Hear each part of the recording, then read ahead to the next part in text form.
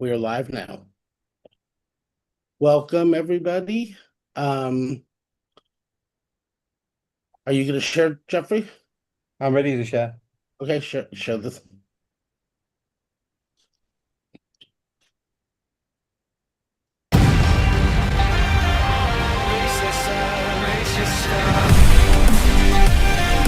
His shows are designed to shock and confuse with large-scale optical illusions that leave thousands of fans in awe. Among his biggest, making space shuttles appear to disappear, and the Taj Mahal some years later. There is real magic here. Meet Franz Harrari. As a master of spectacle, his craft has been likened to counterpart David Copperfield, but his work may have arguably been seen by more people.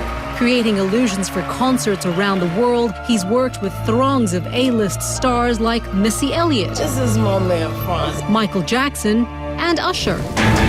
Today, after almost 3 decades in the game, his illusions keep growing, keeping his multi-million-dollar productions and brand of magic constantly in demand. 1, 2, 3. Oh my God!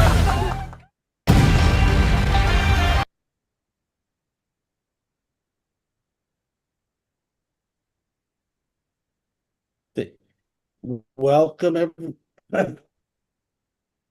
I just get this. That's incredible, Franz. I learned so much leading up to the interview. Let me pull you up on stage here and just your whole journey. I'm excited to speak to you today. Let me just see where you are. So I can pull you up. There you are. Thank you. Franz, welcome.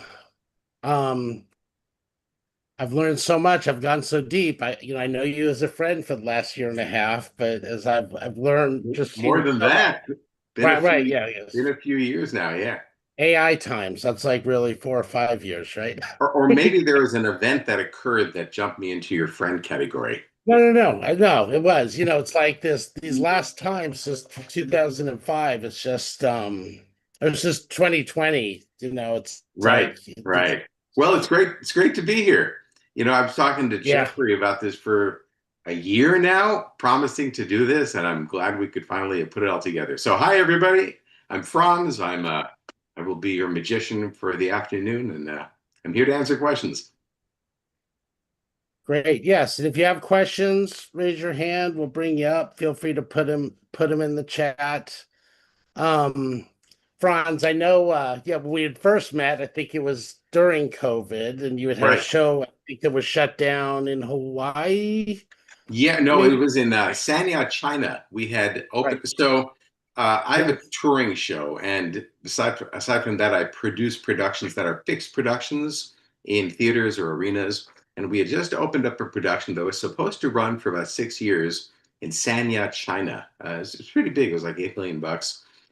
We did one show, and it's a big opening night, and everybody comes, and there's sunshine all around me, and all that's wonderful. And then the next day we did one afternoon matinee, and suddenly I started seeing all these Chinese officials in really expensive suits hanging out on stage speaking in Chinese. So I smelled something. So I went to my videographer and I said, shoot this next show like it's our last show, which he did. And sure enough, right after that, we were shut down for COVID. So they said, shut the show down for just a week and then we'll reopen. So we left everything there, all the wardrobe and the effects and the equipment and lighting, everything was preset, ready to go. And we left the theater thinking we'd come back, in a week. And then things started getting weird, and basically the theater ended up looking like Chernobyl, because it was just frozen in time.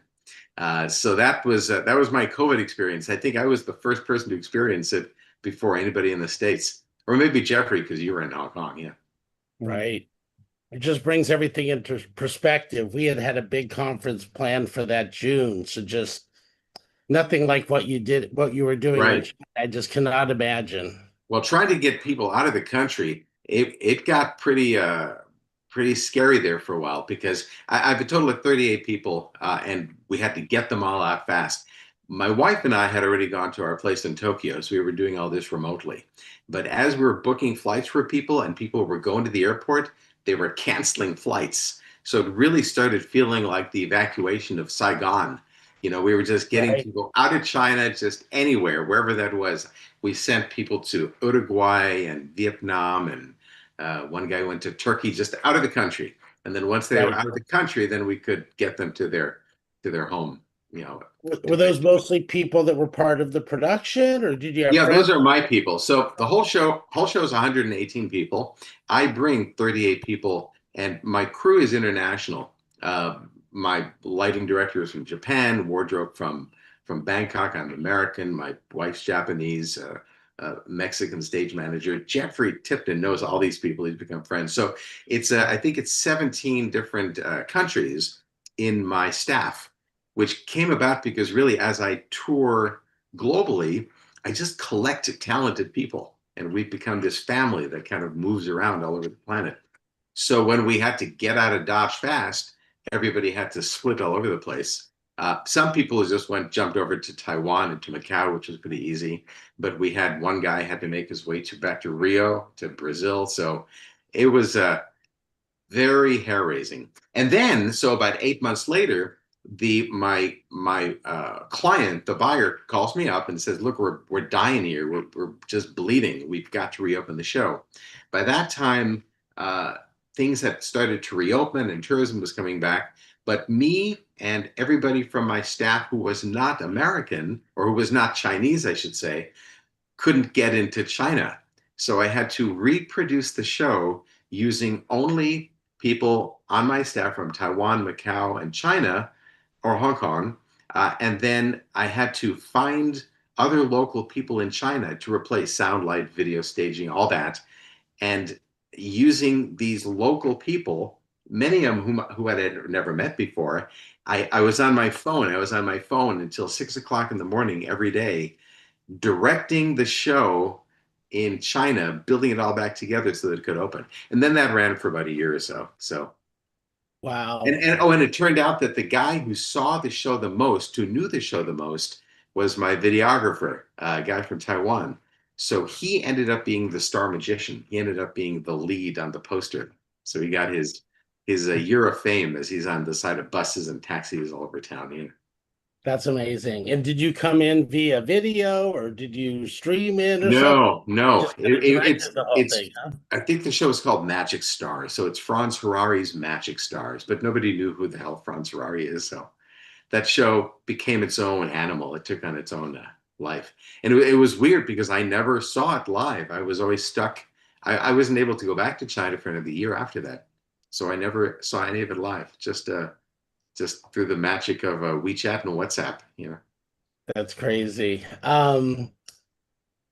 Being, I know you started very early, Right. but being 20 years old, I mean, when you worked with Michael Jackson, were you about 20, 21 or something? Yeah, well, I started when I was 13 years old. I got a magic set for my birthday, and I was fascinated by how a simple little plastic toy could fool my parents, fool my teachers.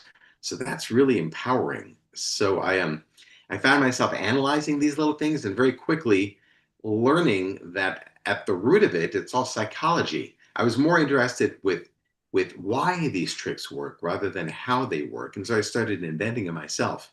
And so all through high school and college, I was inventing magic, and little by little built up a show. When I was 16, I figured out a way to make a car appear.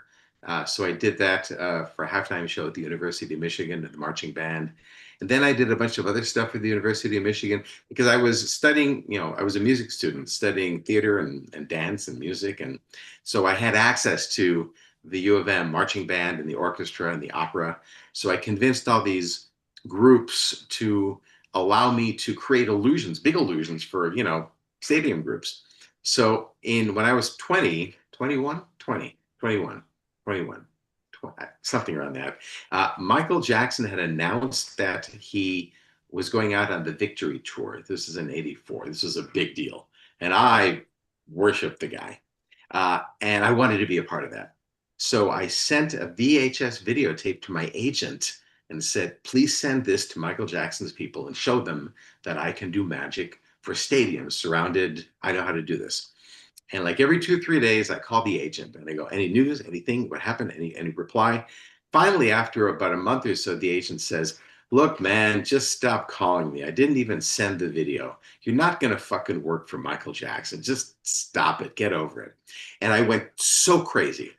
About that same time, maybe a day later, Jackson burnt his hair on the Pepsi commercial. This was also in 80, beginning of 84, early. And they said the name of his attorney on television. So I wrote it down. I was in Michigan at the time, living, in school. And I wrote down the attorney's name, called the attorney and said, hi, my name's Franz. I'm a magician from Michigan, and I know how to do magic for halftime shows. I want to do it for Michael. The attorney goes, well, you don't want to talk to me, but try the record company. So he gives me another name. So I call up, same thing. Hi, I'm Franz Harrari. That guy goes, no, not me. Try the management. So I call the manager and then the PR company. And finally, I get to the production manager and the right guy. By that time, I talked to like 7 or 8 people. And I had to talk down. So now my name is Franz Harrari. I'm an illusion designer specializing in 360 illusions for a stadium. I was talking the talk. So I remember I Federal Expressed him the VHS tape, which was a lot of money when you're 21 years old. And almost immediately I got a call to come to LA to meet Michael. I came to LA. I met him. Michael and I immediately we just clicked really, really quickly because we're just a couple years apart. And I remember finishing my last semester of the university remotely while I was living now in LA, designing all the magic for the big tour, the Michael Jackson big tour. And from that became a friendship with him, which lasted 26 years. And it kind of got me into the music industry where until today, am the guy who designs illusions for pop concerts. It led me to his sister, Janet Jackson, and at the time, MC Hammer and LL Cool J, Run DMC, everybody, Madonna, Prince, everybody. And so that just kind of became my career. And then eventually I decided to take everything I'd learned from the music industry and produce my own show. There's a long answer. Sorry about that, David. No, that was good. That was good. And how was the first meeting with Michael Jackson? I mean, just coming from Michigan, you don't know did you go to the house? Oh, was sure. the family there? Yeah, I thought I was going to meet God, basically. I went to a little studio, a recording studio on Santa Monica Boulevard in LA, pretty close to my house now in LA. And there was nobody there. It was they just dropped me off and they said, all right, Michael will be by in a little bit. So I'm there by myself in this recording studio. I'd never been in anything like this. I had just come from Michigan where I'm doing birthday parties and bar mitzvahs, and suddenly I'm here in this whole new world, Right. So but I remember looking at the mixing board, the console, and there was a little sticker that said, call Mick. And I thought, what does that mean? I could only imagine. And about a month later, the video came out of Michael Jackson and Mick Jagger doing Dancing on the Streets. So I go, son of a bitch, that's what that was. How cool is that? But it was just, it's a mind-popping experience to be dropped into a world that is so much bigger than that from which you came 2 days before. And that's really what it's been for me, And then that was it, stayed in LA and just... Yeah, then I moved to LA. So I never finished school. I never graduated. But about 5 years ago, they gave me an honorary doctorate, which is back there somewhere. Nobody cares. Nobody has ever asked me for my degree. Nobody gives a shit. Nobody, not my family, not my friends. But I can say I got it, I love it. Raymond, welcome. Great to hear your story, Franz. I know also you were blocked out in China and recently you were blocked on Facebook as well. So I was one of the brigade who helped to get you back online again. Oh my gosh, yes. Thank you to Ken Sky. I don't know if he's a part of this group or not. Yes. Oh, God bless Ken Sky. So it took almost a year. I tried everything. What I learned is that Meta and Facebook is largely operated by chimpanzees. The incompetence is spectacular. It is otherworldly. I've never experienced this kind of stupid in my life, and I've worked in a lot of very stupid places. So yeah, finally, I was just about to give up, and then at the very, very end, a buddy of mine from Sri Lanka, who I was just casually talking to, I said, "Yeah, I got boned by Facebook." He goes, "Oh, I have an idea." So he, and by the way, our friend Ken Rakowski, Yeah. he is friends with Zuckerberg's sister. That didn't do anything. Nothing. Just nothing. I tried everything. I spent a crazy amount of money and time. So this guy in Sri Lanka, another magician, oddly enough, said, "We do a lot of business with Facebook." So he called up his guy and said, "Hey, my friend Franz Harrari is not able to do business. We're losing hundreds of thousands of dollars because he got blocked. Fix it." And within about an hour, it was done. So it is just Yeah, the reason I raised my hand though is that oh my gosh. when I was a kid, I was really into magic as well. I'm not sure. Do you know the British magician Paul Daniels? Well, he's gone now, but yeah, I worked with him a few times. Sure. Yeah. Yeah, because I just have this in my kitchen drawer. Ah, This look is at there. some of the magic tricks Look that you at can there. get from Sure. to start off. So we all had Sure. our little starts. It's just wonderful to see where you've come on with this. Well, thanks. If you're American, Paul Daniels was like Johnny Carson of the UK, but a magician. So Yeah, he had his Right. own yeah. television shows and everything, but he was again like had all the humor and the patter. Oh yeah. And as you know, you said about magic being psychology, but it's also communication, that it's all about, diversion, but telling a story. And when you're learning these magic tricks, you're also learning the patter as well. And the patter is the word patterns that you do as Right. part of that psychological effect. The patter is, at least for me, something that is developed over time from doing something repeatedly, and you kind of find your groove. But all of magic, certainly all of my illusions, at their core are psychological. It happens in your mind. It is really that kind of glitch between the left and right side of your brain that causes the magic. So really, the magician is, in this little wet computer in your head. But it's understanding how people think to a very, very small degree, being able to control what they think. And if you can control what they think, you can control what they see. It's that simple. So it's just, it's words, but it's motion, and it's understanding that there is this rhythm to life. Everything around us has a rhythm. And the older we are, the more we've experienced this and the more we take it for granted, but in turn are locked into it without realizing it.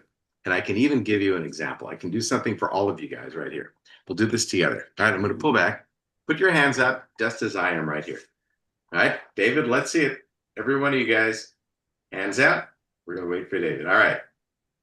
Bring your thumbs down, just like this. Jeff watched me do this 200 times in Hong Kong. Wiggle your thumbs. All right. Now with me, cross one hand over the other. Interlock your fingers so you got your thumbs down. David, I can't see your fingers on the screen there. You get your thumbs? Okay. Now, move your pinkies. Okay? And now very slowly, with me, bring your thumbs up, all the way to the top, and pull apart. Okay. You'll figure it out, and if you didn't, you can rewind the video and watch it over and over again. But it is a misdirection. So just with my words, I basically took you on a path, and I screwed with you a little bit. But it comes from that rhythm of life. That's the reason all of this works, is because we basically put the left side of our brain on hold, and we're looking for only new information. And in that state, I pretty much control you.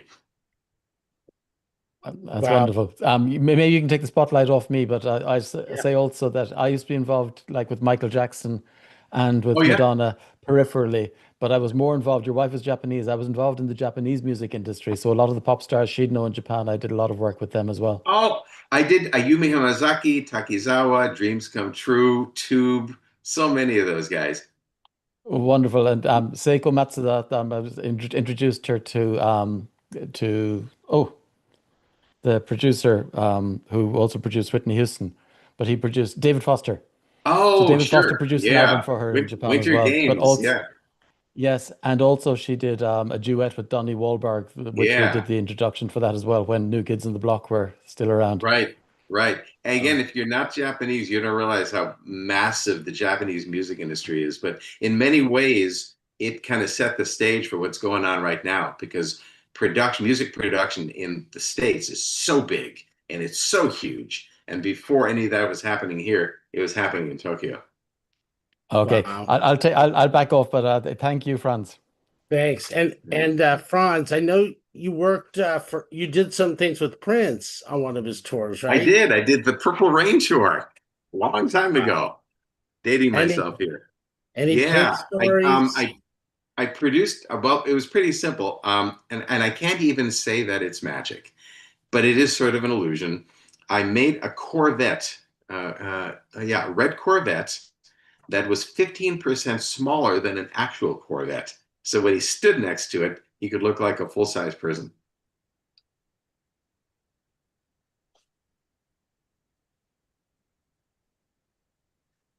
Oh, sorry. Okay. David has left the building. No, my internet's been funky. I'm like, was that story Mm. still good? Are there any? I mean, Franz, I've just heard so many Prince stories about just different things. That was early though. Maybe he wasn't. Did he turn the lights off? I've heard. I only met him a couple times. He was very quiet, not particularly engaging, kind of to himself. But I worked at Paisley Park Studios in Wow. Minneapolis, St. Yeah, Paul. Yeah. Minneapolis. Yeah. I Yeah. did. Yeah. Oh my gosh, that's fantastic. That was pretty cool. Yeah. Right. And then do you oh, and then we had one question from earlier. Did you fire the agent that never sent in the VHS to tape to No, me? but years later he came back, and I never brought it up to him because in this industry you never burn bridges. I never forgot, and I actually ended up working for the guy again about 10 years ago. But Wow. yeah, I never forget. It's weird, even when people bone you, eventually, once you succeed, they come back. Hey, Gary, it's been a Yeah. long How are you time. doing? How are Gary. you Nice to doing? see you. I wanted to say I'm such a fan of yours, and it's such a delicious thing to hear these stories. I only have one request. Can you make a Corvette that's 15% bigger so I'll look a little smaller? I'll get It's back my to only you request. on that. Only request. I'm out. I'm out. But your stories are amazing. This is great. Thanks. It's been forever since I've been on metal. What happens is I ended up touring. We did Hong Kong and then China, and things got so crazy for me. I haven't been able to get on metal for a long time. So just seeing you and all the old gang it's a fun little rush. Well, put it this way, I'll leave you with this thought. To know you is to know you forever. So I don't care if it's a month, a year, or a century.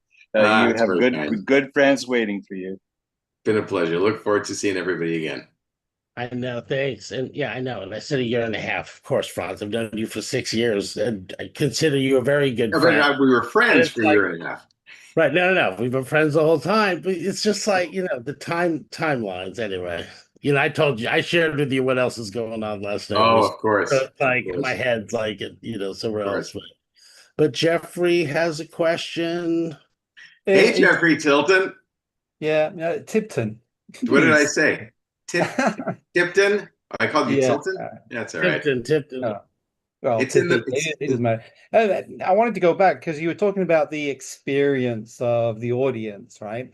Right. And I thought I'd like to mention Lisa because she took part in one of your tricks of levitation, and she Well, still has that feeling of like floating. well, so Yeah. did you. So to qualify this, we did a pile of shows. Hey, Lisa. So we did a pile of shows in Hong Kong, and Lisa and Jeffrey kind of became my local friends, kind of the local liaisons to Hong Kong. And one of the things we did was shot a bunch of video that will eventually be turned into a show. So because I use so many people from the audience, for continuity, you need to have the same person over and over and over again so that you can intercut and edit. So how do you do that? So you go and you beseech your friends to help you out. And Lisa sat in the audience like 15 times watching the show over and over and over. And every time I could seemingly spontaneously pull her up and meet her for the first time and make her float in the air. And thank you, Lisa, for playing along. Same with Jeffrey.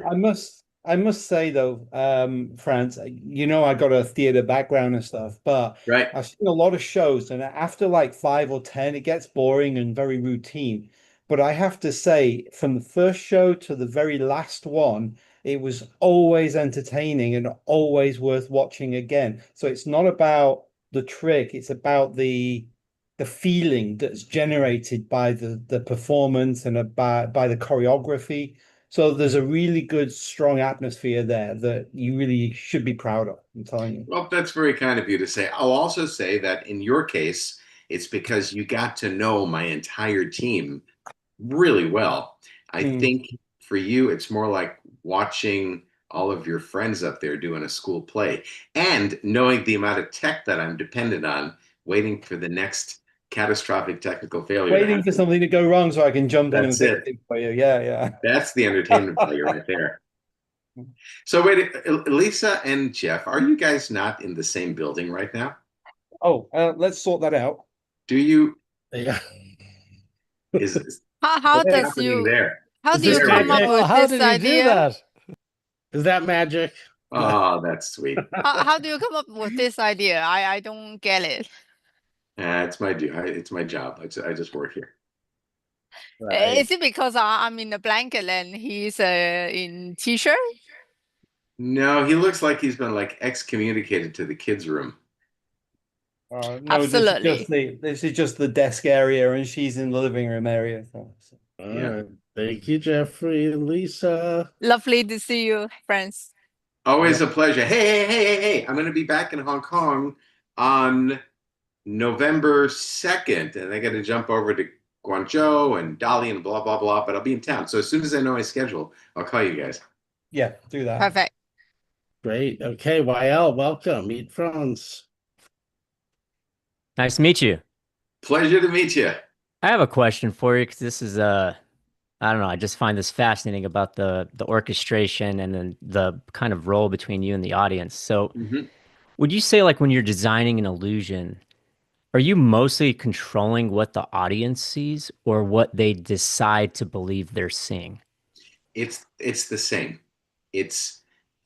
For one, it depends on what the illusion is for. So if it's for someone else, then I try to figure out if they were, or I even ask them, if you're a Harry Potter and you woke up in the morning and suddenly had these powers, how would you use these powers to entertain your audience? And most of the pop stars that I work with, really, there's surprisingly no imagination. So I end up making them appear and disappear at the end of the show, basically the same thing over and over.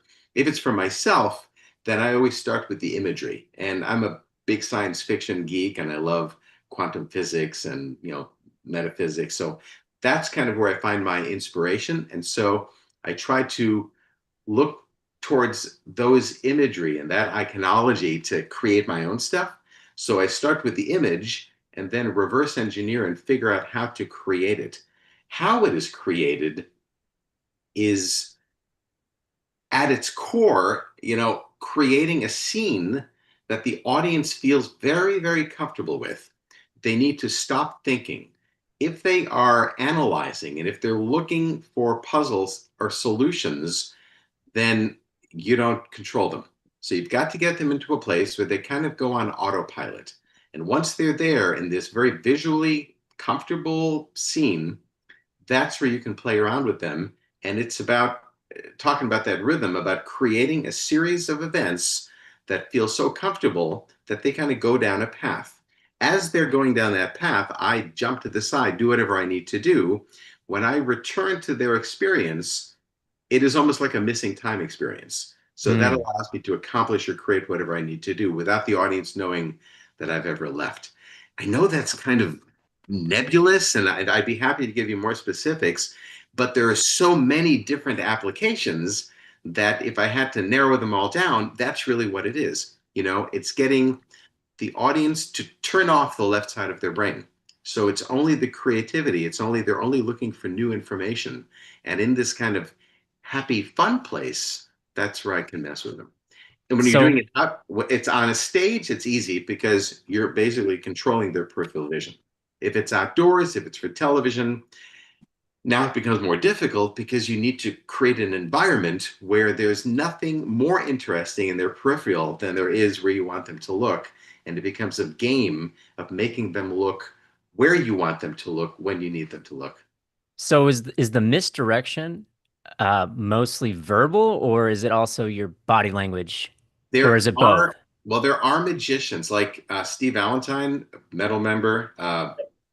He is all about verbal, and he's great.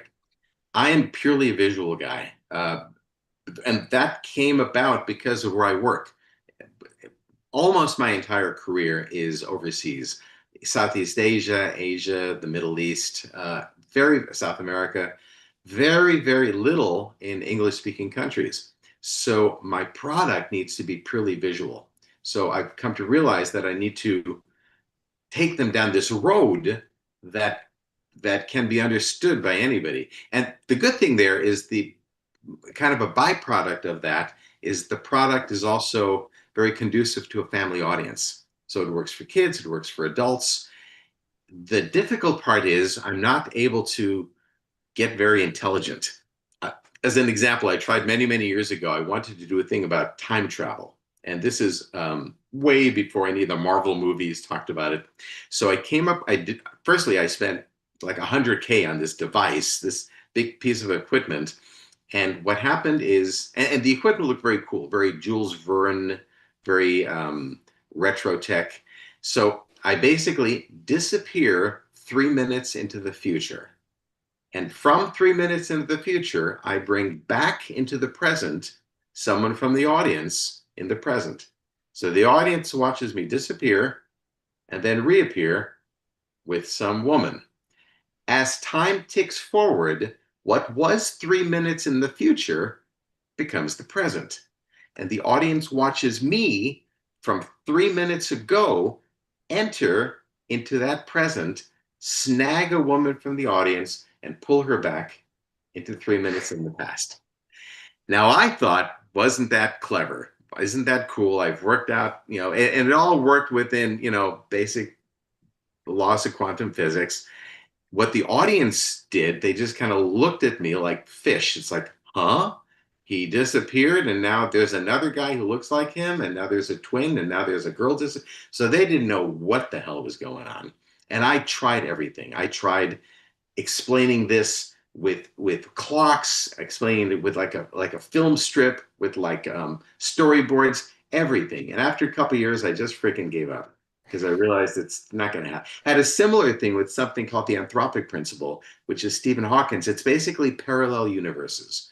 So now you got Marvel Comics. But 30 years ago, 35 years ago, you didn't. Try to do something explaining going into another dimension, into interdimensional space within space. They didn't get it. All they got is, well, he disappeared and now he's back again. So I realized that, unfortunately, I just kind of got to stupid things down, So culturally, the concept wasn't there yet. No, it is now. It is. Thank God for Marvel Comics, Marvel movies. But that's awesome. Wasn't 30 years ago, Well, it's very nice to meet you. Hey, it's a pleasure. Hey, thanks, Wael. Wael's a magician he's taught me stuff about SEO stuff. I thought I've been in the industry tech for so long. Anyway, I'm going to connect you guys. I think it'll be good. Great. Look forward to it. Hey, Gary Meyer. Hey, Gary. All these better guys. It's great to see you again. Franz, I'm going to dovetail what you were just talking about. Are there certain tricks that are too big, meaning you make a car or a building disappear? Most people are going to go, I'm not kind of buying that unless you can make that car reappear 5 seconds later from the stage to the back of the auditorium. Is there a tipping point where I think David Copperfield made buildings disappear. We know the Statue of Liberty. We knew that didn't happen. So cars, boats, planes, no problem. Been doing that forever. Copperfield did the Statue of Liberty. I have done the London's Tower Bridge and the Diamond Head volcano in Hawaii and Tokyo Tower and the Taj Mahal, all that. And conceptually it works, but the audience doesn't buy it. So I learned very, very early on that what I need to sell is not the vanish of a fixed structure, because they go, no fucking way, but pardon my French, but they will accept the invisibility of a structure. So when I did the Taj Mahal, the story was that the Taj Mahal became invisible, so you could see through it. So I talk about the light and refraction, and I explain if there are sounds that we cannot hear, is it possible that there are colors we cannot see? And you kind of get them in a world where they can imagine a foreseeable explanation. So long as you give them a possible solution, a possible backdoor, they're ready to buy into it. So that's what and I've made many office buildings and blah, blah, blah disappear, but always invisibility, giving them that backdoor. Problem is, today, any 12-year-old with a Mac can make, the Empire State Building disappear. It doesn't mean anything anymore. So unless you're watching it live, it means nothing. And with AI, you can kiss all that goodbye. The credibility is just gone. So to do stuff like that live is very, very costly. And fewer companies and producers are ready to spend the kind of money that it takes to make a fixed object disappear. So I think those days are kind of gone. And I'll tell you, with AI, it's going to turn everything upside down, because there will be very quickly a time where you will not believe anything that you see on a screen. And thousands of people before me have talked about this. But what that's going to do is make live entertainment more viable, especially what I do, because the only way to see an image that seems seemingly impossible is to see it live using principles of illusion rather than on a screen using AI or any kind of graphic effects. Well, that kind of reinforces what Will Henshaw says, that there'll be a renaissance with live music. Absolutely. Absolutely.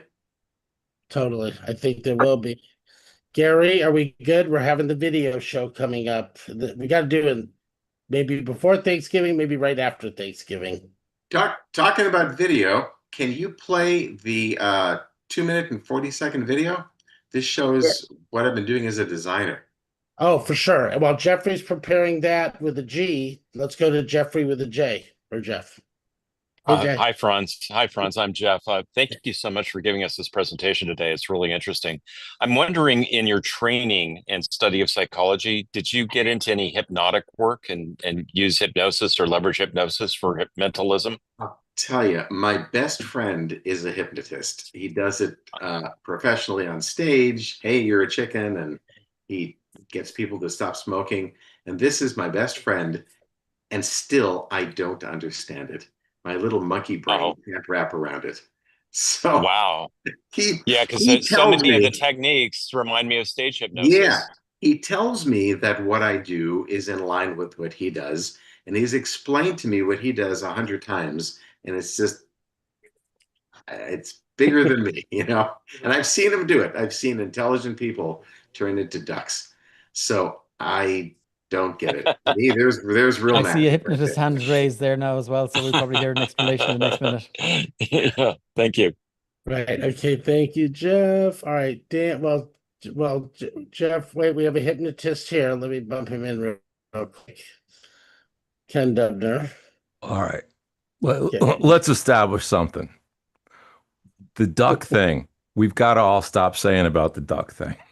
If your friend has really done that, I'm going to hunt him down and punch him in the face. Here's why. Chicken sometimes. Here's why. Yes, the chicken sometimes. Because that's all you hear when you do this. I did stage stuff, of course, not like your friend to that extent. I've been doing regular stuff for 30 years, fellow member of Metal with you, buddy. And I've seen you talk before. And I wanted to ask you, has your friend ever done hypnosis with you therapeutically? Has he ever helped you with something? No. We've talked about it. He said I would be difficult. So I go, all right, whatever. Yeah, that's all I hear. Part of it is you have a brain that's going to, try and take it apart. And part of it is because you are friends. And there is that part of you that's like, are you screwing with me? Especially if you're thinking duck chicken kind of stuff. Right. If you ever want to try experiencing it, dude, I'd be happy to hook up with you online and take you through it. It's not really difficult. So my email is my name, Franz at franzharari.com. That's for all of you. So send me an email, my first name at my first and second name.com. What's your friend's name? I would love to do it for you. What's your friend's name? Pullham, John Pullham. Oh, I've heard that name. Yeah, he's been around forever. Pullham. Is he English guy? No, lives in Michigan. But he had a TV show on Discovery for a couple of seasons called More Than Human. Oh yeah, that I've heard of. All Which right, I got him, by the way. I produced a show called The Science of Magic, and basically I just brought on all my friends, and I created these BS science because I didn't want to give away actual magic secrets to the public. So Right. I created kind of these BS magic principles, which were based in science just enough. I gave him something called bio reading. So he did a blindfold drive where he's driving blindfolded, but he's touching a woman's hand who's sitting in the passenger seat. It's a crock of crap. But I'd looked really great on television, and he ended up landing a series for Discovery off of that. So that didn't go as I planned, but I'm happy that I got it for him, you know. One of the questions I get as a hypnotist from people that are laymen a lot of times is the Darren Brown question. Is Darren Brown true? Is he doing magic? To which I say, well, there's some stuff I can do that he does, but then again, every magician I've ever talked to says they can do everything he does. So little of this, little of that. Darren Brown is a freaking genius. I've never met him, but I have nothing but respect for him. Yeah, he really what he does. But yeah, we'll talk, man. I don't want to take everybody's time. Ready for the video? Jeffrey, go play the video, and then we'll go to Dan. Stay on stage for your next question. Hi, I'm Franz Harrari. The last 40 years I've been designing and creating illusions for productions worldwide. I'm proud to say all of my magic is firstly driven by visual imagery and dynamic. This formula has brought me a substantial amount of recognition in the industry. I've come to understand the connection between optical illusion, engineering, and technology. Here's the concept art for what would become my House of Magic in Macau. This $30 million attraction required a new class of illusion design as well as breakthrough engineering and architecture. Most importantly, it proved that visual illusion principles can be applied to the overall design of a permanent building. This led me to design massive visual effects for fixed attractions and destinations worldwide, every time tapping into that same core illusion principle that I originally invented for the live entertainment industry. Eventually, I made the jump to architectural design, creating concept art for some very cool attractions, including a number of aquariums, resorts,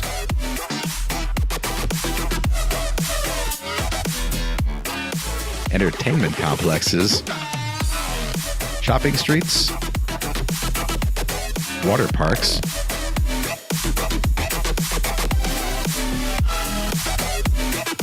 and of course, live show venues.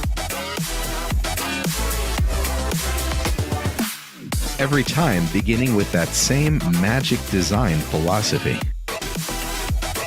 Whatever the project, it starts with a number of 3D animation tests. From there, it becomes engineered, once again tested, and finally fabricated.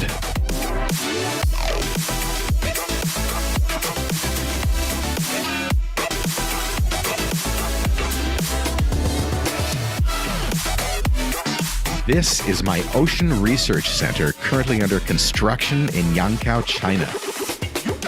When it's completed, it will feature 6 separate buildings, showcasing a different faction of marine life.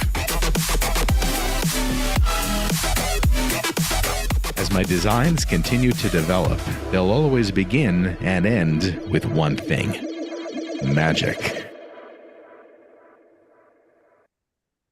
We're back. Wow. That was awesome. Thanks. Dan. Yeah, that was incredible. Franz, you're amazing in every way. I love your approach. Work in entertainment my whole life. And what do you do? I was a musician for a long time and also put together a lot of shows. I used to work for a lot of different legends and things like people Oh, like wow. James Brown and Right.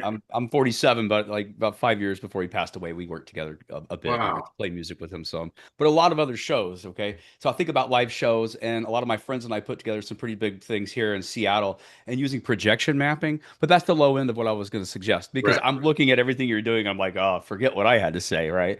But meta like new materials for live. So you can't do a video. You want to do this live, right? You're on Right. stage. So Right. I had to ask. There's two things, but your setup seems so well lit. I don't know if what I would have is good, but Vanta Black. So people making like the Vanta using different types of materials to mask and get your effects. I haven't used it yet, Yep. but Yep. it's in my back pocket. Yeah. And then related to that, and lastly is the it's where you take the refractive index, what is it, negative refractive index materials, and you put the plastic sheets together, and then now you've got that part. When you blend them together, you can do things with depth perception and then shifting in right there. Right there. I So I'm would all about the live shows, man. I would So anyway, love to talk to you more about that. absolutely.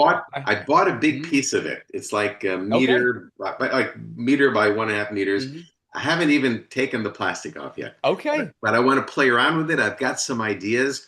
I Uh-huh. would love to hear what you've learned. Same deal. Just send me an email and we'll Yeah. talk and all that. Yeah. I hit you on LinkedIn. Is that appropriate, or would you like me to use your email instead? I'm an idiot. I need to It's figure out how okay. to use LinkedIn. Not every you don't need LinkedIn, man. I need you to learn how to use you're it. good. Look, so what's your email one more time here It's so I my can get first that? name at my first and second name.com. Franz at franzharari.com. All right. Cool. All right. Thank you so much. Man, I appreciate what you do. It's just so incredible to see it. So I'll thank you again. Well, that's cool of you to say. But for sure, let's talk. I want to hear. I want to learn. Honestly, I want to learn from what you've done here. You got it. You've got it. Make sure you guys are connected. We'll get Franz. We're gonna get you dialed into LinkedIn if you'd like. Joseph from Yeah, David, we Finland, need go to for it. move Ken to some breakout room because, of course, the duck thing is the best thing, you know. But Franz, cool things you do. Do you like have you met Joe Labero and his crew? I have a friend who's working with him, Rodney. Met who? Joe Labero. Joe Labero's a friend. I've known him for 30 Yeah. years. Sure. Oh, you see. Yeah, I have a friend I've working with designed him. illusions for him. Joe does okay. a cutting and ninths of mine. Yeah. I have a great friend. guy. I met Ronnie, the crazy guy running around with naked with a burning reindeer horn. No, I've known Joe forever. Yeah, I'm working a lot with him. But what do you like the most? Do you like the big shows or do you like the small private things? Well, personally? I as far as magicians go, I have no skill from the wrist down. Everything I do is illusions. It's illusion. So, yeah. Franz, don't tell a lie. You've got the flotation thing with the serviettes, right? You amazed Lisa with that the other day. Well, I can get by. I can do enough. Let's see if I find a business card. Here, I can do enough to make you think I know what I'm doing. This is about my skill level, right? Man. So, business card, right? To ask you to do that again. I'm going to do it. This is for you, Lisa. All right. Thank you. Watch. Can you see that? I don't know if that's reading on camera or not. And that's magic. And close up. All right. Let's see, get it in front of my arm. Here we are. And that's about the level of my skill set right there. But if you ask me to pick but it it's apart, not the bad level skill. you know. That's amazing. Yeah. Thank you. All right, Joseph, you good? Okay, thank you, Yeah. Joseph. And then before we go to Dan, we had a question from the audience that I will just ask you, Franz. What was the most surprising request you've ever received from a performer that you managed to turn into a practical stage effect? Well, that's an interesting question. When you ask that question, immediately what came to mind is not from a performer, it was from someone in the audience. I was in Abu Dhabi and I got a call in my hotel room from a woman. Don't know how she got the number, but I'm talking to her on the phone. She goes, "Mr. Harari, I need your help. My husband, he has left me. He has taken my child and he is gone. There has been a woman who has put this spell on him. She is a witch, and he is now under her spell. Mr. Harari, I need you to remove the spell from my husband and bring my family back home."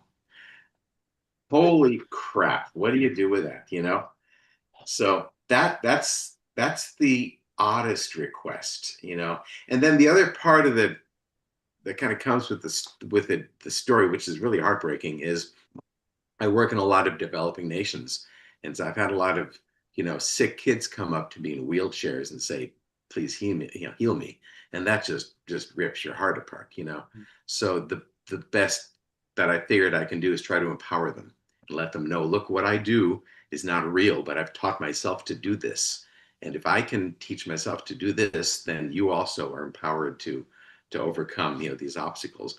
So that kind of stuff happens a lot, you know, and sort of comes with the territory, you know. As far as on stage, the most creative person is probably Missy Elliott, a rapper. She pushes me to think outside of the box. We got to, we're doing the Russian MTV Music Awards in the, whatever the big stadium is in Moscow. The equipment didn't show up because there was a huge storm on the Atlantic Ocean, so there's no equipment. So myself, and I just brought myself, my production manager, and my wife, because it's Moscow and it didn't need that many people and we're gonna have fun. So we ended up running around the stadium and grabbing everything that we could find that was silver or aluminum, and we just zip tied it and gaffer taped it all together and built this tower that looked kind of cool, kind of Mad Maxy, you know, cyberpunky. And I made her appear on the top of this tower, but it was all made up of garbage that we found around the stadium. If you go to YouTube on your own time, go to YouTube, Missy Elliott, Russian MTV Music Awards, you'll see it there. So that was probably the most difficult request, creating something huge out of nothing.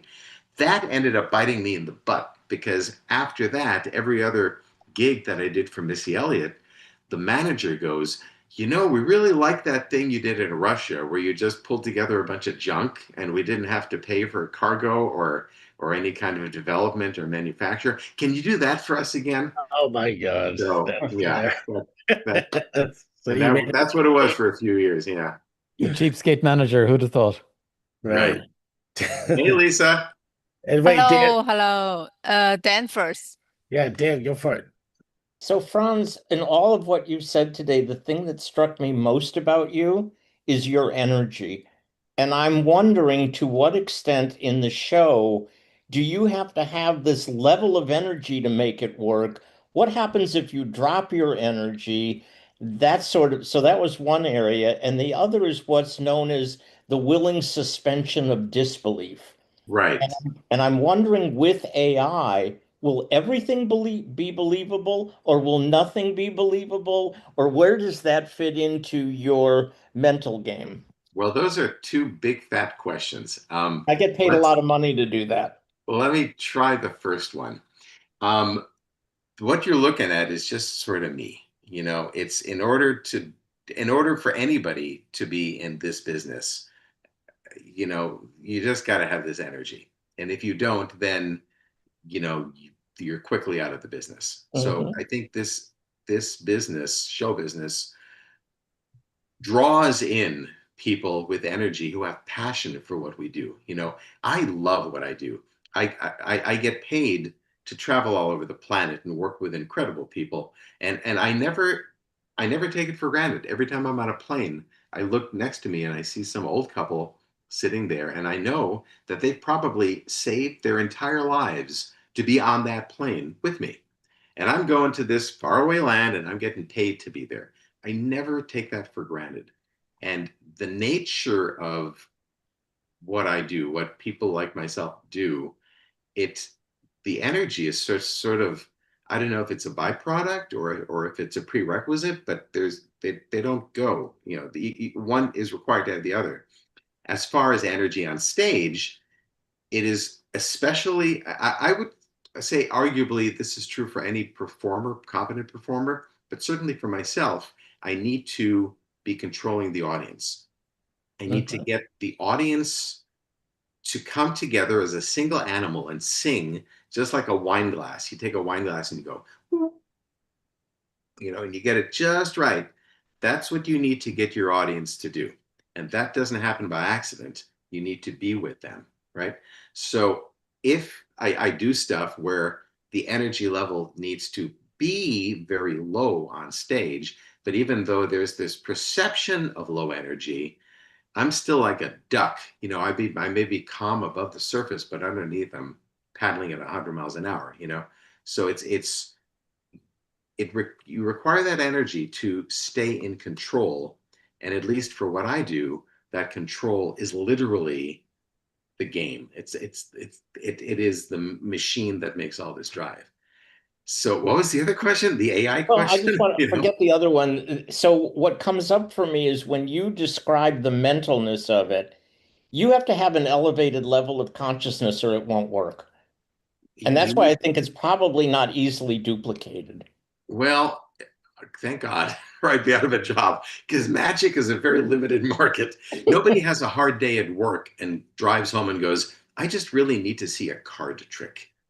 That doesn't happen, So the other is the willing suspension of disbelief. All right. So we know that things happen and we know it's not believable, but we suspend that so that we stay in the story and the game. You do, because I'm going to say maybe you're American or at least Western, right? Yeah. You do. Lisa does not, because she's Chinese. So it depends on where you are in the planet, and that exists or does not exist. Lisa, I'm going to talk about you in the third person. As a Chinese person, when Lisa sees magic, it's all about the puzzle. It's an analytical game. How does it work? That's it. How does it work? I'm going to solve it. And if I can solve it, I feel really good about myself. And I'm going to tell my friend. And then I'm going to feel even better. And then I'm going to bring my friends to the show and explain how everything works, because I'm that cool. Franz, you'd be surprised how many times Lisa asked me, how does he do that? Yeah, although it is all I never about, tell her. After that trick, it follow up with a 2-hour question time. Right. I've come to learn, especially in China, but really all over Asia, and I've done this, I've produced things that are incredibly artful, a thing with a woman. I did a thing with a woman and a child and a rose and all this artsy fartsy, really romantic stuff. And when it's all done, they go, how do you make the girl float? That's it. That's the takeaway. So quick question. It's asking for your Hong Kong fans and Shenzhen fans. A lot of friends are requesting, because this time this session is not Hong Kong Asia friendly. When will it be another session, Hong Kong Union, whatever you call it? Oh, time zone? To David or talking to me? In future, because many Hong Kong fans and the friends in Great China, they want to meet you and have. Oh, meet me. Virtually. We mean on a Zoom session. Oh, no, you know what, Lisa? Just call me after this. We'll figure out when to get. We'll all get together at like Grill 28. That's why I make sure my mission is done. Thank you. Yeah. No, when I'm in town, we'll all get together for ribs or something. Sure. Yeah. Thank you. And maybe the next WITI 8-pack session, Lisa, Franz could be available to do something there. That'd be cool. Okay. We'll talk about it. Yeah. Thanks. Thank you, Lisa. Well, go for it. Yeah, I was actually I was fascinated by your cultural observations between audiences. It's huge. When you were doing this and kind of getting your foot in every continent or in major countries, what was like the biggest takeaway that you had in how you started approaching perhaps creative decisions, production decisions, even subject matter decisions about what illusions to apply where, because of the net effect on the audience that would be different depending on the type of mind, right? It really was a whack in the back of the head, because when I started doing all this, everything was storytelling, and it was very emblematic. Everything had a meaning, everything had a reason. And then as my life started to move to Asia and Southeast Asia, I realized that none of that matters. It's purely a puzzle. Show me cool things on a stage in a row and let me try to figure out how they work. That's it. And so I flipped, and today all of my designs are almost designed as a puzzle. They're very, very little storytelling. It's like, here's a thing, I'm going to do a thing, now I did the thing, now talk amongst yourselves. That's really the basis of it all. So that's because I'm working in Asia and Southeast Asia, and it's also true for the Middle East. If you go into South America and North America and Europe, it's a different story. There, it's all about the romance of it. So that's not my market. So I don't really worry too much about it anymore. And also I came to realize very early on that in different parts of the world, magic is real. You go to Malaysia, and magic is as real to them as electromagnetism is to us. It is and it goes back, I don't know, I don't want to go into the whole religious thing, but we're now learning, just from what we're learning about quantum physics, that most likely there are parallel universes, and most likely the Anthropic Principle is real. And if you look at that, then what the Malaysians and Indonesians believe is pretty much true, that there are shadow people, that there are interdimensional worlds and societies, and they're all interconnected. They believe this. And to be quite honest, my wife is a Buddhist. I'm falling into that as well. I tend to believe that there's probably truth there as well. So if you go into that culture, you have to remember that to them, ghosts and spirits and demons and shadow people are as real as this can of soda here. So you need to keep that in mind and treat it as such, which also means that with respect to that, I can never suggest in any way that what I'm doing is real. I have to go in there as an illusionist and make it very clear that I'm creating illusions so that it becomes more of a game. Because if they feel as though you're in any way suggesting that you are equal to, their spiritual beliefs, then you're kind of a boob, So I learned that very, very early on. I was in India. This is 20 some years ago. I was in India in a television station, and they were showing me, and I'm going to kind of dance very carefully because I don't want a real public record of this. There is a figure in India who is basically a god. And this figure has 500 million people following them. And I looked at what this person is doing on video, and I told the TV producer, I can do that. Here, let me show you. I can do that.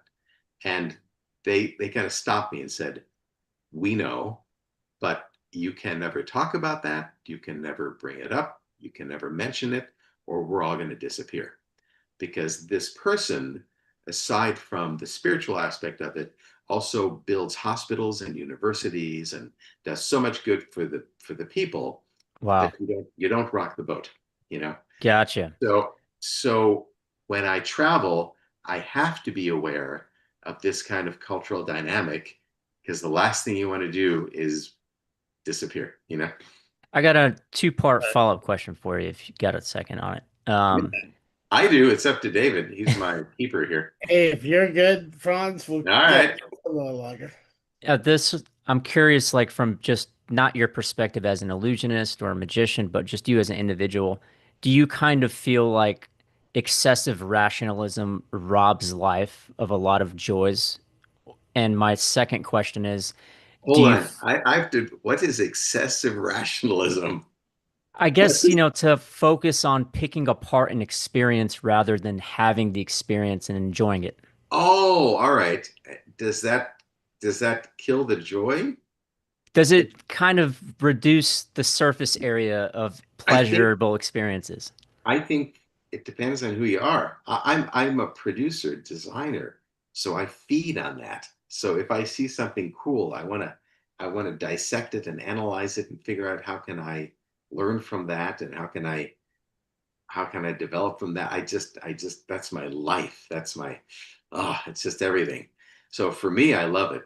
But at the same time, all of the romance of whatever I'm watching disappears because it's all analytical. But I'll look at it and I'll go, it's interesting how this is able to evoke this emotion in this viewer or in this audience. So I'm aware of the romance, but it's analyzed, and I'm always looking for how can I build off of that, you know? Fascinating. My last question is, do you think that illusions are necessary to have in terms of just a belief in the future, a belief in technology or things getting better, even if, let's say, the economics of something doesn't make sense, or you have no good basis to really hatch some of your energy and input on something like that, but that it's a motivation to just constantly keep working at what you're doing? So that's kind of a two-parter.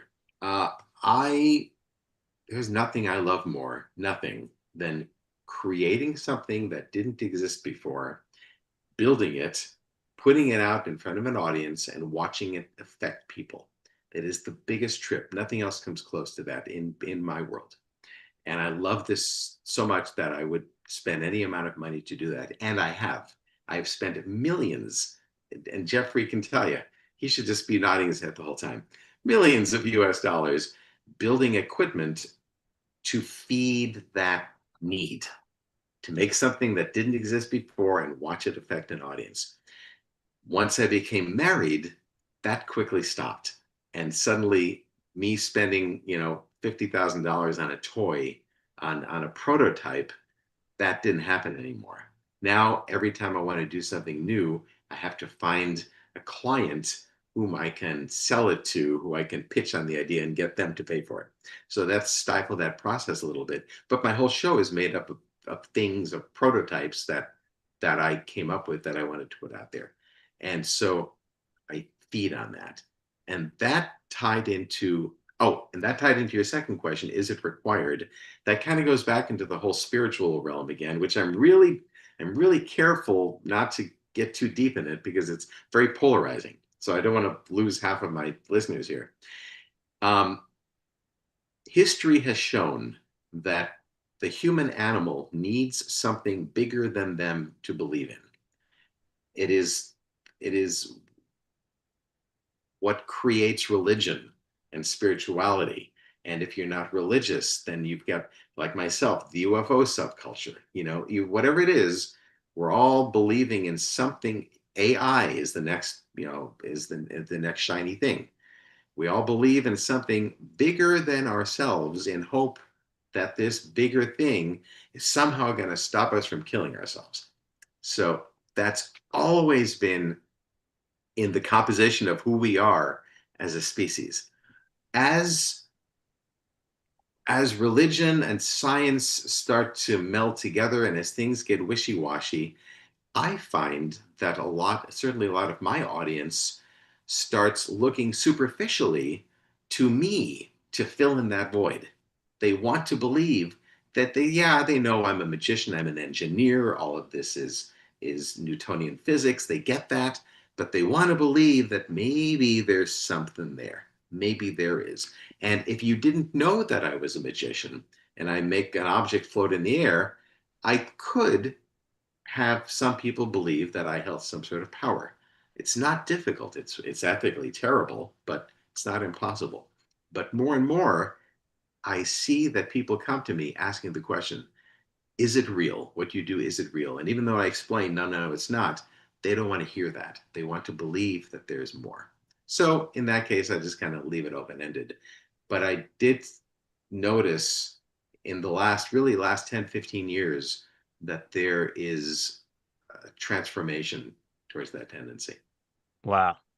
That's awesome. Thanks for answering my questions. Sure. Thank you. David, all these questions are like big, giant questions. They're not, what's your favorite trick?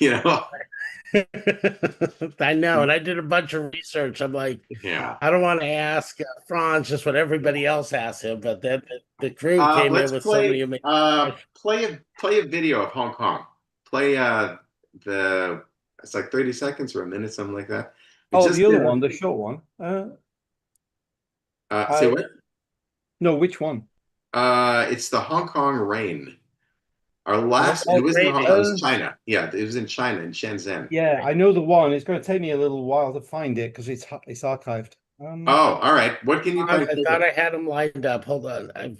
But I will ask you one small question. You when you did your show in Hong Kong, you were going to do a snake act, but because of regulations and stuff, you had to cancel it. But what was that act you were going to do? What were you going to do with the snake? Well, so we were there, as you all know, we were there during Chinese New Year, and it's the year of the snake, and I love snakes. I just love them. I had a pet python for 33 years. She's like a family member. She lived a long, happy python life. Same thing. We had these two lizards for 26 years. And now I'm here at my place in Florida, and I'm looking at a moment ago, like earlier, like 20 minutes ago, there was an alligator out here. So I just love reptiles. So the fact that it's the year of the snake and I'm going to be in Hong Kong, all the planets were aligning. And I was going to do this thing where I bring up a woman from the audience and I take these Chinese New Year, you know, the stickies that you put on your wall for Chinese New Year. I don't know what you call it. It's a Chinese thing. So if you're a Chinese person in China, for Chinese New Year, you put these really, one could argue, tacky graphic stickers on your wall for Chinese New Year. So I had one of a snake. And so this sticker was going to change into a snake. Problem is, Hong Kong has more regulations than anywhere on the planet that I've worked, and I've worked everywhere. And so we had to run and jump through so many hoops to get permission for this little snake to be on stage. Finally, the final hoop was I had to show this team from the authorities where the snake was going to live on the stage and backstage. And they insisted that I bring the animal to the venue even before the venue was built. And it's cold. And she's a reptile, so she got a cold. So, or it was he. So now he was sneezing. And because even though I got permission, he's sneezing. And because I'm a reptile lover, I can't take a snake that's got a cold and force him to be on a stage around a bunch of people. It's just ethically wrong. So I never ended up doing the trick. I lived with the snake for a little while. We all got close to the snake. And then eventually I took him back to the snake guy. And I hear he's recovered and he's now at a breeding place. So he's getting some snake sex. So all is good. But I never got to put him in the show. Oh, okay. That was sad. I found the video, but the whole thing is a bit too long, but I'll just play a short clip. Oh, no. Oh, you got it. Oh. No, how long is it? Should be like a minute. 34 seconds? All right, go for that. I think that's the wrong video, but why not? No, that's not it. That's just a commercial. All right, play that. That's let me play this commercial from Hong Kong. Yeah, let me play this one, David. Or we can just close our eyes and I'll imagine the video. Right, okay. No, that's not it. I don't think so. No. We're raining, right? It's raining. Yeah. Give it up to the ladies.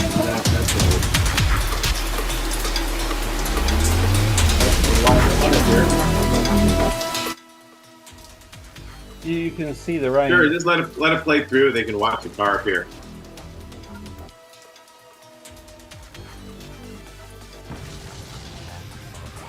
There you go. All right, that's good enough. All right, we tried. Hey, Franz, I have it. Hold on. It's not a big deal. No big deal at all. All right. Hey, I was just trying to break up, not showing my face so much. That's it. It's my instinct as a producer to try to break up the imagery. We're gonna. Jeffrey kept telling me he was a stage manager, so I thought I could turn video over to him, but you know. What? Why am I getting the blame now? Hey, Franz, thank you. Amazing. And we'll have you back maybe for a time zone that works for Asia. So that way, to get ready for your next show there. Hey, everybody, follow me on Facebook, Franz Harrari on Instagram, my name, all that. Okay.